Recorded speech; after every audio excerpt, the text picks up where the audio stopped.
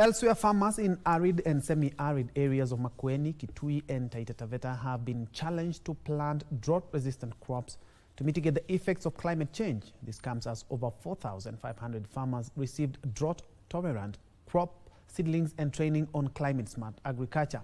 Teresia Mutahi with the details to turn the farmers' fortune in the wake of climate change. Taveta County, Chawia Ward.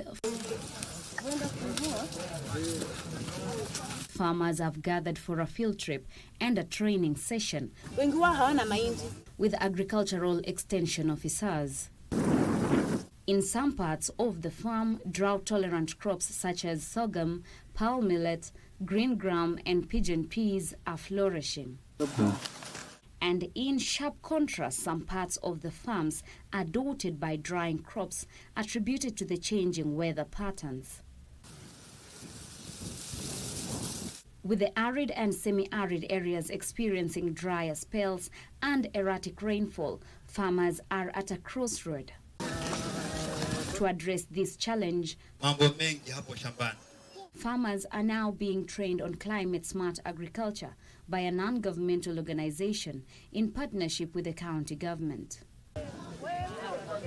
Kelvin Wafula, the scientific officer at the International Crops Research Institute for the Semi-Arid Tropics, says they have distributed drought-tolerant seed varieties to 4,500 farmers in Makueni, Kitui and Taita Taveta in the wake of climate change.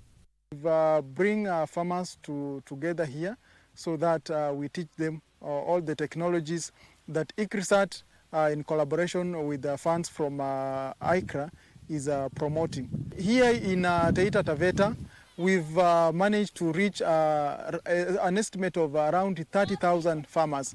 So, and this happens in also the other counties of Kitui and Makueni. So roughly we are almost reaching 100,000 farmers whom we've reached through distribution of these drought-tolerant crop varieties. Vile ukulima mvua imekuwa chache, tumeweza kufunzwa mbinu tofauti jinsi tunaweza kuboresha mambo na ukulima huku mashinani.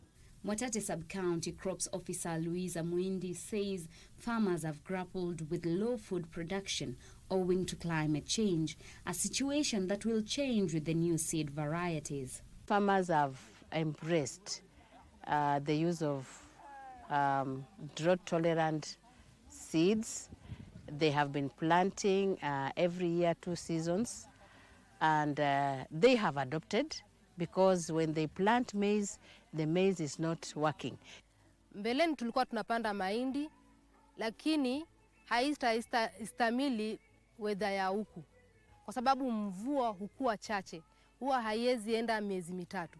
Wundai County Agribusiness Officer David Simiyu says farmers have also been trained on proper storage of crops and value addition.